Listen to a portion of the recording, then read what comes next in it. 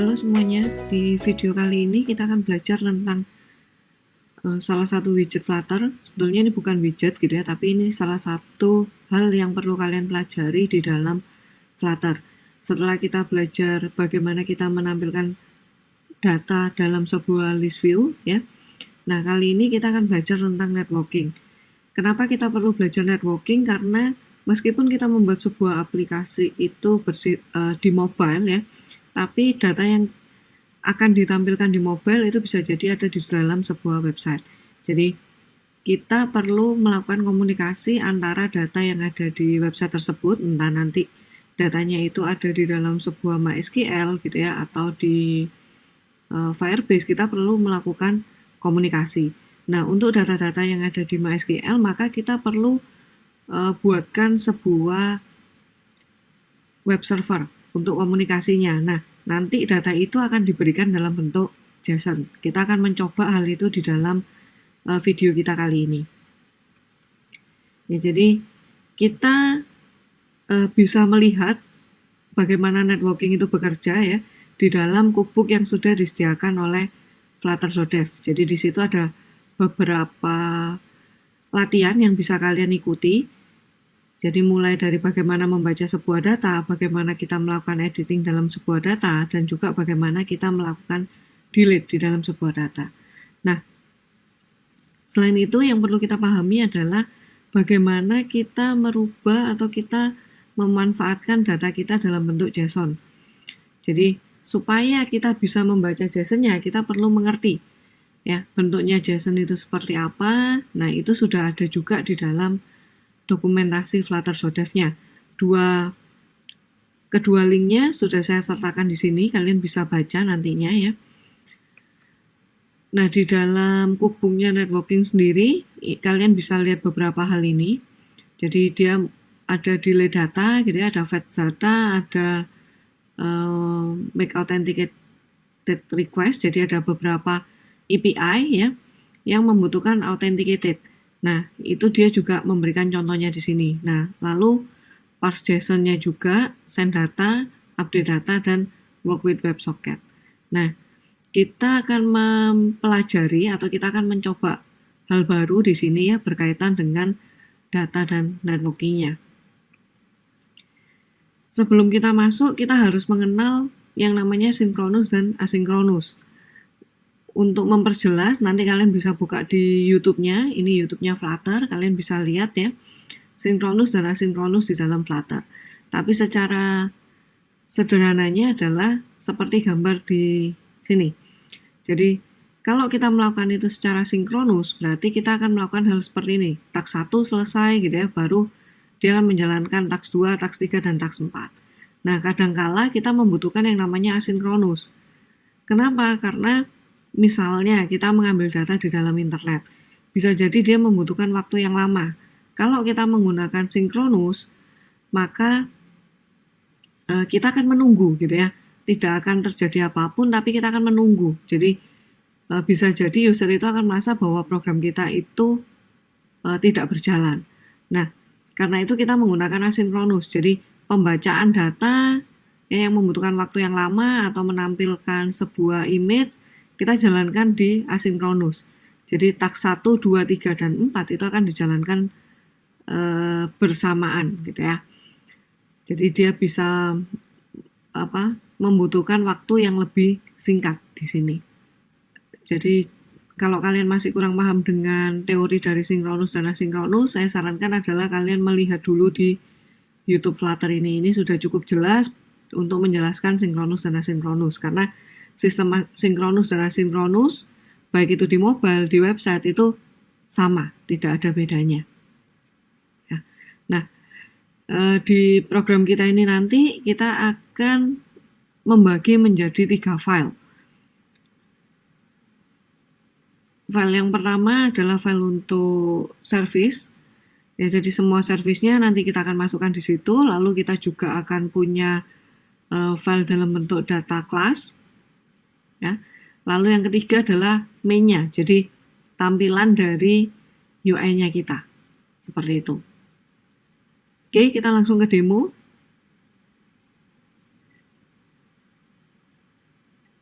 kalian bisa menggunakan project yang baru sebetulnya atau menggunakan project yang lama. Tapi saran saya adalah kita menggunakan project yang baru supaya kita tidak bingung nanti pada saat kita membutuhkan penambahan file atau strukturnya sudah terlalu panjang gitu ya. Nanti kalian bisa gabungkan setelah kalian paham. Jadi sekarang kita akan coba dengan project yang baru. Di sini saya sudah buat, sudah saya run supaya tidak terlalu lama nanti menunggunya ya. Sudah saya kosongkan juga. Jadi di dalam aplikasi ini dia hanya mereturn sebuah kontainer kosong. Makanya di sini bentuknya adalah putih. Oke, di project kali ini kita akan membuat 3 file ya. Jadi kita buat dulu aja di dalam libnya. Kita klik kanan di lib, lalu kita new file. Kita akan buat sebuah file untuk data class. Jadi kita ketikkan aja di sini data class .dart. Lalu yang kedua kita butuh API services. Jadi kita tuliskan aja seperti ini. Penamaan dari filenya itu terserah kita ya, tidak harus sama persis dengan ini. Nanti tinggal disesuaikan, tapi supaya memudahkan makanya saya beli nama di sini adalah API services dan data class. Lalu file yang ketiga itu adalah file standar yang sudah kita gunakan selama ini. Jadi main.dart. Nah, isinya apa? Isinya di main.dart ini kalian akan membuat UI-nya dan memanggil fungsi-fungsinya. Sama seperti biasanya. Di data class, kita akan membuat sebuah kelas untuk data-data yang akan kita ambil. Ya. Sedangkan di API services, itu nanti akan berisi services yang berkaitan dengan API. Jadi, bagaimana kita menjalankan HTTP:/GET, HTTP:/POST gitu ya, itu nanti akan ada di dalam API services. Jadi, pada saat kita membutuhkan di main, kita tinggal panggil. Seperti itu. Ya. Nah, lalu untuk data API-nya di sini saya sudah buatkan ya. Saya sudah buatkan menggunakan mock API. Saya buatkan 2. Di sini ada yang D-nya besar, yaitu yang sudah ada datanya. Jadi kalau kalian mau lihat yang datanya banyak, kalian gunakan yang D besar. Kalau kalian ingin menambahkan, kalian bisa rubah dulu nanti ke data 2 dengan D kecil. Nanti linknya akan saya berikan juga ya. Ini sama, jadi item-itemnya sama persis, jadi kalian nggak usah bingung. Kalian bisa langsung gunakan. Ya. Nah, di sini sebetulnya ya, kita nanti bisa gunakan get ya untuk mengambil semua datanya. Lalu untuk mengambil data yang ada atau data dengan ID tertentu kita juga gunakan get. Nanti tinggal URL-nya yang kita rubah seperti ini gitu ya. Terus kalau kita mau menambahkan data, kita bisa gunakan fungsi post di sini. Ya. Untuk merubah data kita akan gunakan fungsi put ya. Lalu untuk mendelete kita akan gunakan http:/delete. URL-nya kita akan tambahkan. Ini nggak perlu dihafal, nanti kita akan coba. Ya, nanti kita akan coba. Oke, kita kembali ke Dart-nya. Kita akan buat dulu data kelasnya sesuai dengan ini. Ya, JSON yang akan kita ambil. Jadi kalau file JSON kalian itu isinya bukan nama, avatar, alamat, kalian bisa sesuaikan gitu ya. Tapi karena di sini saya mau mengambil file JSON ini, maka saya buatkan data kelasnya juga sama. Oke, kita buat dulu kelas. Misalnya saya kasih nama cdata. Ya, lalu kita buat di situ tadi ada string. Ini nama variabelnya juga terserah kita ya. Saya kasih depannya C supaya tahu bedanya. Jadi tadi nama, alamat, lalu email, pekerjaan, dan quote ya. Email, pekerjaan ya, dan quote. Nah, saya tambahkan C semua ya di depannya. Seperti ini. Ini ada garis merahnya, biarkan aja karena ada ada yang belum kita buat di sini ya, kita belum buat konstruktornya, jadi dia masih ada garis merahnya, nggak apa-apa. Oke, lalu kita buatkan untuk konstruktornya. CData, tadi saya besarkan dikit ya. CData, lalu dalam kurung kita kasih kurung kurawal di sini. Nah, karena di sini kita menerapkan not null ya, berarti kita kasih aja require. Require this titik CID. Require this titik C nama. Require this titik C alamat. Kita sesuaikan ya. Require this titik C email. Require this titik C pekerjaan, lalu kita require this titik C code. Jadi kita buatkan semua di sini. Jadi nanti pada saat data itu diambil, maka ini harus diisi semua ya. Lalu berikutnya adalah kita akan buatkan perubahannya dari JSON gitu ya. Jadi kita gunakan factory C data titik from JSON. Gitu. Nah, dari mana gitu ya? JSON itu bentuknya kan string gitu ya. Ini string, lalu ini bisa jadi string, bisa jadi integer ya. Bisa jadi boolean, bisa jadi yang lain gitu. Jadi di sini saya gunakan map. Map lalu string dinamik.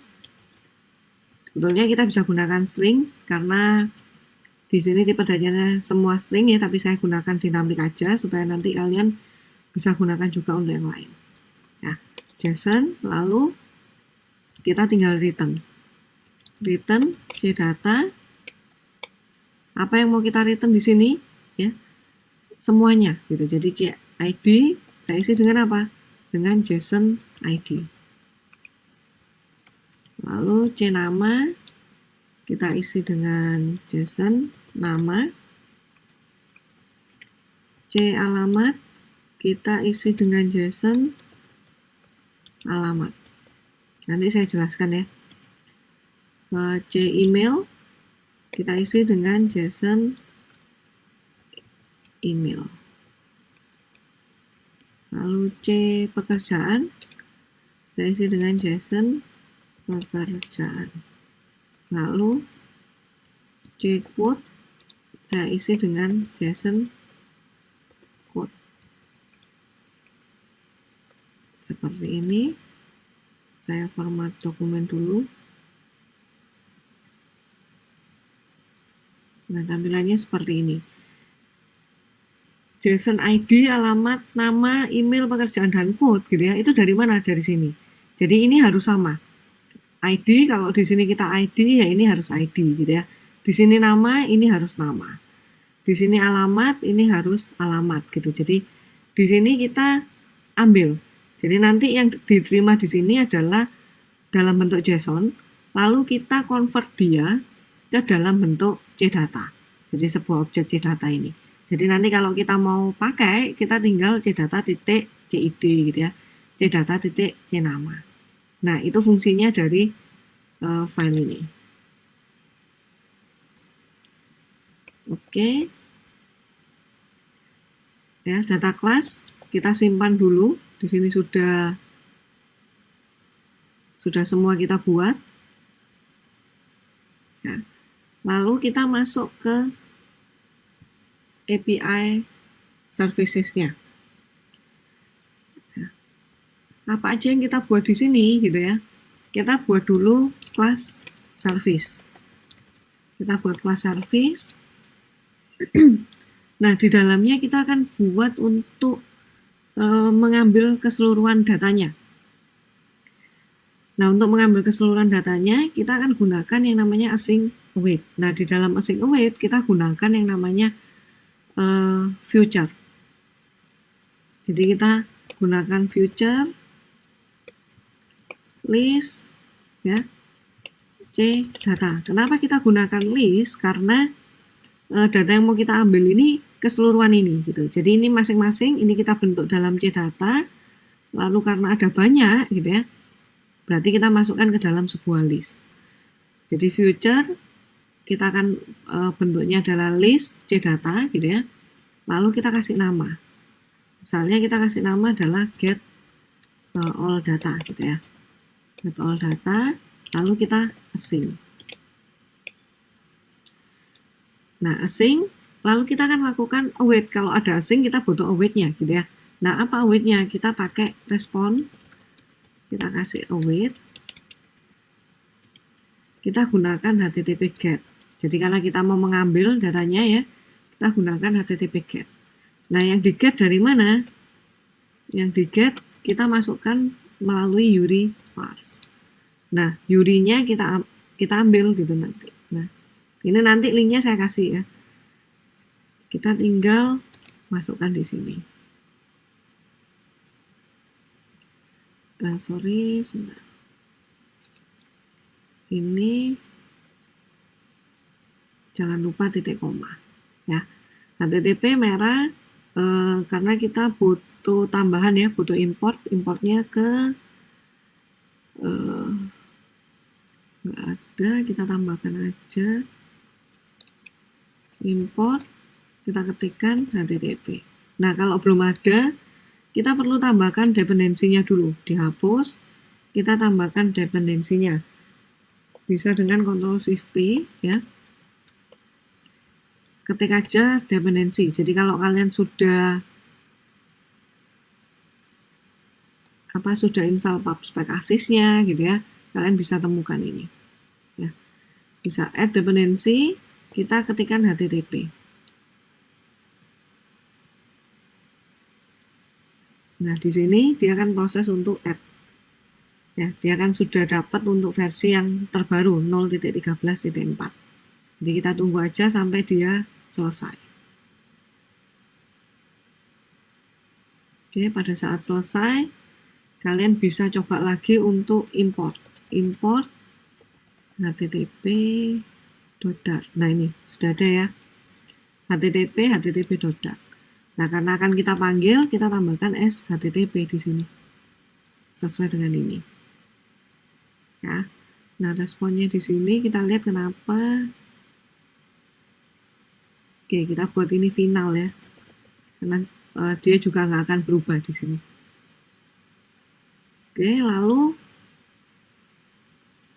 kita akan buat gitu ya respon ya. Respon itu punya yang namanya status code. Jadi kalau di future gitu ya, kita pakai future, kita bisa dapat tuh status code-nya seperti apa, terus responnya seperti apa, itu kita bisa dapat di future-nya. Jadi kita bisa cek respon titik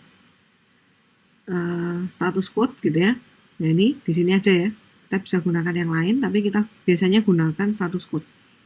Kita cek kalau dia berhasil, status code-nya adalah 200 gitu. Nah, pada saat berhasil apa yang dilakukan? Nah, yang dilakukan adalah kita akan melakukan decode.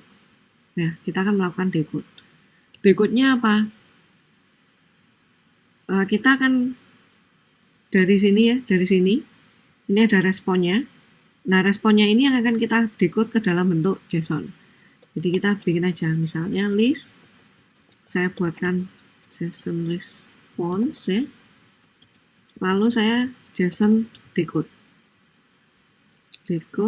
Nah, source-nya adalah response titik body. Seperti ini. Ini JSON decode ada ya. Oke, atau kalian bisa ini. Nah, kita gunakan yang ini aja ya, JSON titik decode. Ini ada convert. Oke, convert itu untuk JSON decode-nya gitu ya. Terus ini CData-nya merah karena kita belum import. CData itu kan ada di data class. Wikifig kita import library-nya. CData juga karena ada di CData ini karena dia masih nol, nggak apa-apa ya. Nah, lalu kita tinggal return di sini. Yang di return apa?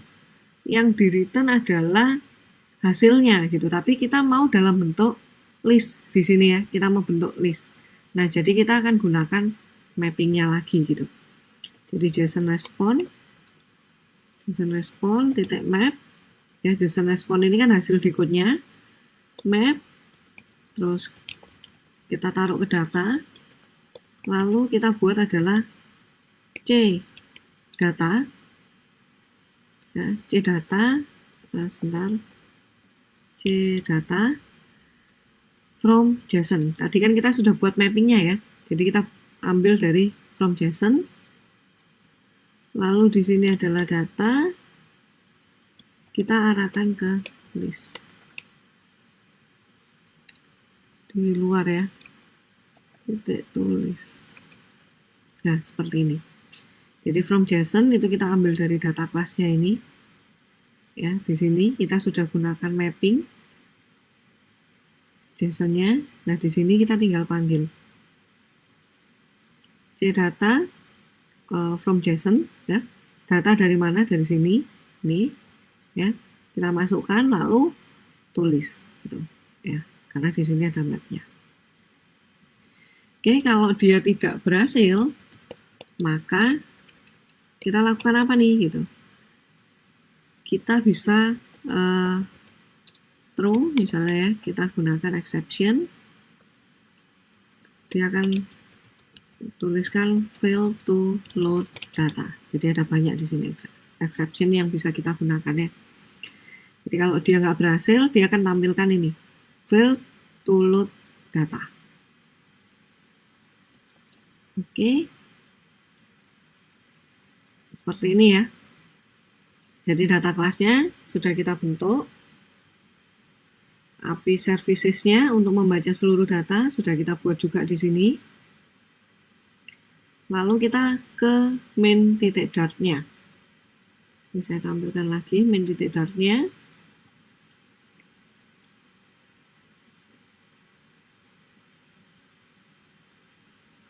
Di dalam main.dart, pastikan kalian gunakan stateful ya.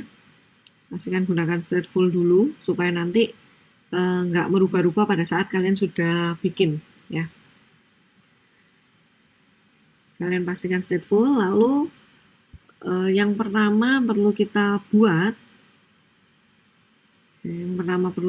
adalah kita buat dulu init state-nya ya. Kalian bisa ketik di sini init state, kalian enter. Oke, lalu di sini kan ada super init state, kalian tambahkan aja di bawahnya untuk memanggil ini ya, get all data. Tapi kita buat dulu variabelnya di sini. Di atasnya init state, kalian buat ya, karena dia bentuknya adalah kelas, saya harus inisialisasi dulu. Jadi misalnya saya buat seperti ini. Ini kelasnya tadi service ya, betul. Service, lalu saya bikin variabel namanya service API. Dia service seperti ini. Lalu kita akan buat variabel untuk ini, untuk mengambil hasil dari ini ya, get all datanya. Jadi saya buat yang sama, future list data, misalnya saya kasih seperti ini, list data. Oke, ini karena C datanya saya klik fix dulu, import ya, terus list datanya dia not null, saya kasih lit untuk memastikan bahwa nanti kita isi. Service-nya kita import juga ya. Nah, seperti ini. Oke, ini saya enter supaya kelihatan. Nah, lalu di bawahnya super init state, saya kasih list data sama dengan service API gitu ya, service API titik get all data. Nah, seperti ini. Oke, kita bisa jalankan.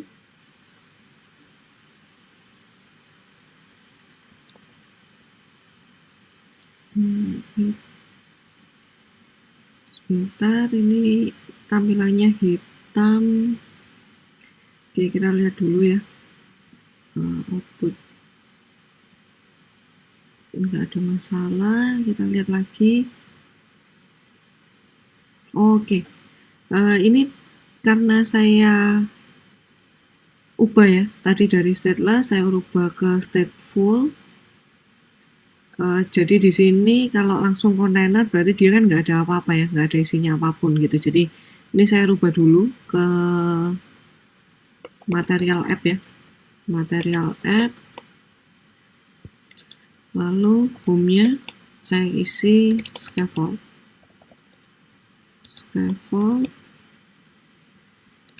app bar, saya isi app bar,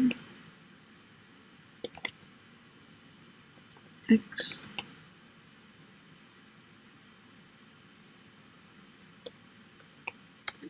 title ya, title, text, coba widget, oke, lalu bodinya baru saya kasih kontainer, ini titik koma.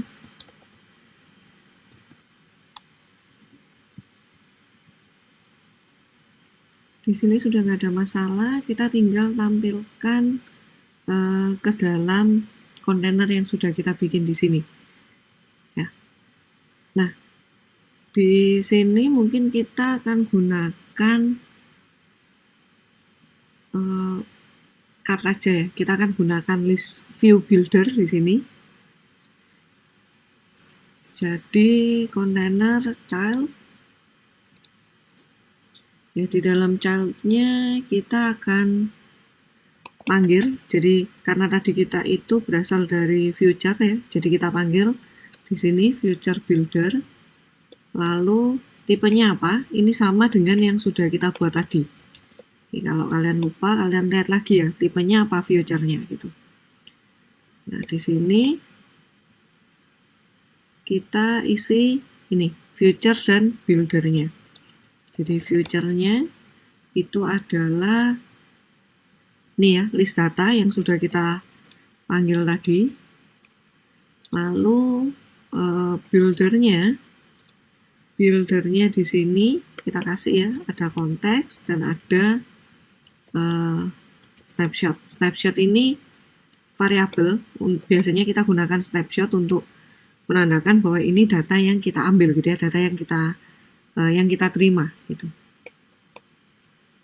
Nah, di dalam sini kita tinggal cek apakah snapshot ini ada datanya gitu ya. Jadi snapshot itu ada macam-macam, jadi kita bisa cek apakah snapshotnya itu ada datanya atau snapshotnya itu ada error gitu. Tapi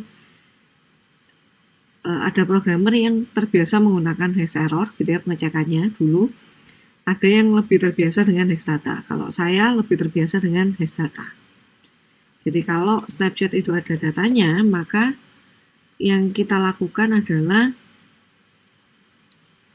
kita mengambil listnya. Ya, kita buatkan baru di sini list c data. Misalnya isi data. Lalu saya ambil datanya. Oke, ini merah karena oh ya. Jadi kita perlu tambahkan tanda seru ya. Kita perlu tambahkan tanda seru. Di sini snapshot data. Nah, kenapa snapshotnya dalam bentuk list C data? Gitu. Karena kita lihat di sini list data itu kan ambil dari get all data, gitu ya. Get all data di sini yang kita return tadi, gitu ya. Yang kita return adalah ini sudah dalam bentuk list. Makanya di sini kita juga dalam bentuk list terimanya. Seperti itu. Lalu kalau dia ada isinya, maka kita akan return. Returnnya apa? Kita akan bentuk dalam bentuk list view gitu. Jadi kita list view builder. Seperti biasa ya, kita ada item builder, tapi ini kita hapus dulu aja. kita buatkan dulu item count supaya nggak lupa. Item count isi data titik length ya, jadi kita akan bikin list view-nya jumlahnya sesuai dengan yang ada di dalam isi data. Lalu baru kita bikinkan item builder. Konteks seperti biasa, lalu index.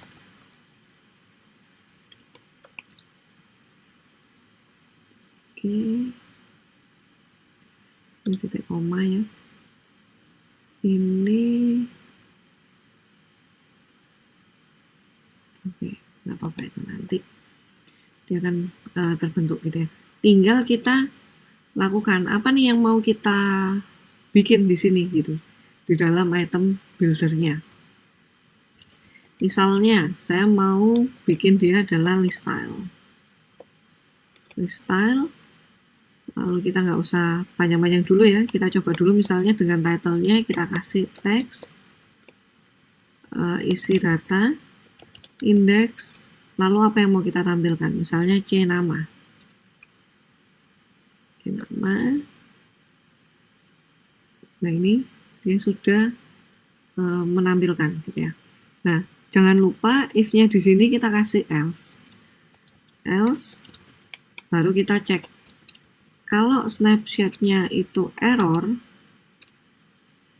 apa nih yang mau kita lakukan? Misalnya yang kita lakukan adalah kita cuman mereturn sebuah teks aja deh. Teks. Kita tampilkan apa sih yang error gitu ya. Jadi kita snapshot titik error. Seperti ini. Lalu kita juga bisa ya, misalnya kita mau ada progress bar-nya nih gitu. Jadi kita tambahkan aja di sini return konstanta circular progress indicator. Jadi otomatis nanti ada progress indikatornya.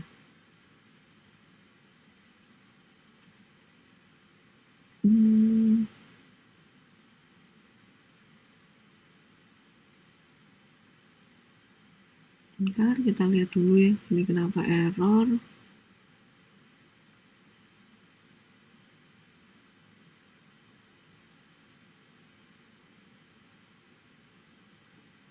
Else, oh ini kurang if.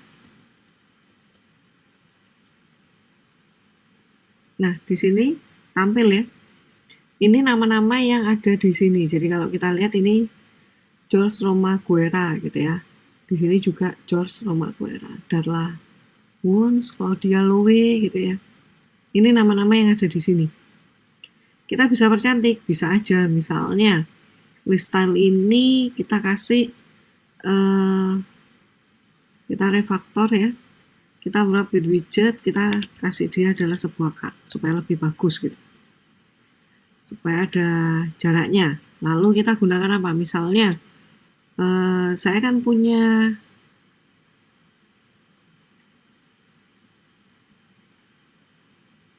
alamat email pekerjaan quote. Oh, di sini ada avatar ya. Kita tambahkan aja di sini.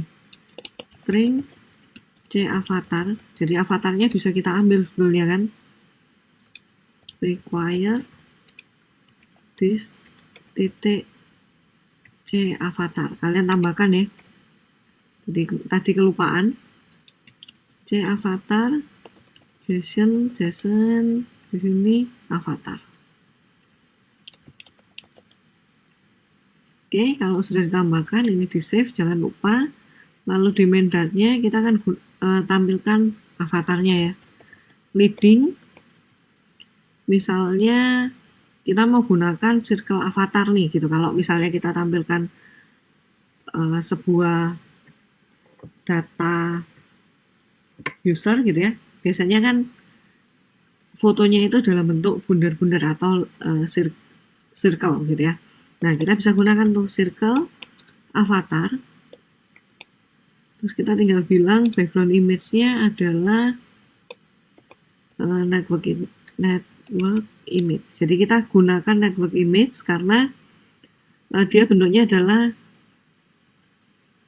dia bukan sebuah image yang ditampilkan di sini gitu ya, tapi network image itu bukan widget. Kita nggak bisa lakukan apapun, kita hanya bilang bahwa background image-nya adalah ini gitu. Maka kita gunakan network image. Network image-nya tadi ada di isi data, index, titik, c, avatar. Seperti ini.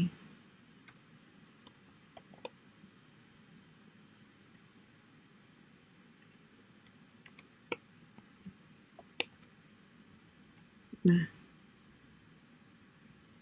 ini lalu kita bisa save. Kita lihat dulu.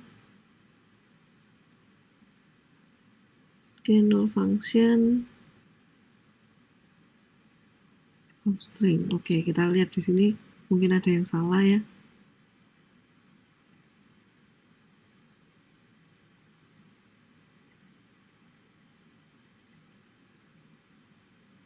Avatar, JSON avatar,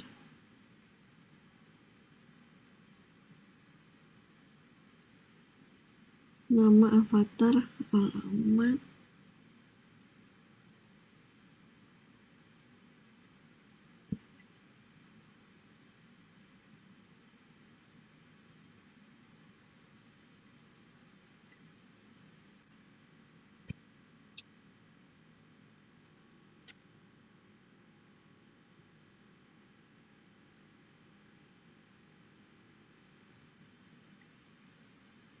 nah ini sudah terbentuk, jadi dia menampilkan dalam bentuk lingkaran gitu ya.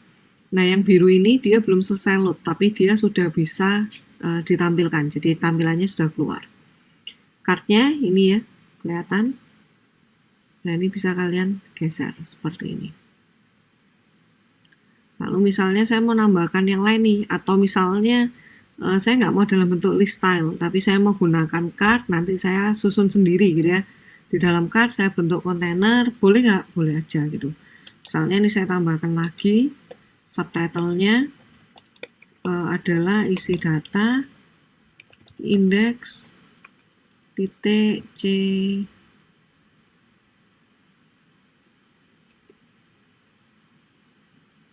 pekerjaan. Saya save lagi. Nah ini, kelihatan ya, George itu produk, Darla internasional. Nah ini dia sudah keluar semua. Ini fungsinya.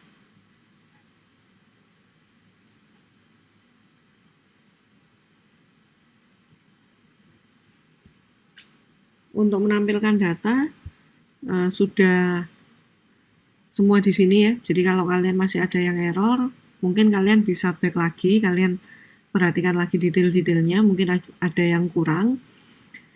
Setelah ini saya akan lanjutkan di video berikutnya untuk menambahkan data, untuk mendelete data, ya, dan menampilkan atau mengambil salah satu ID.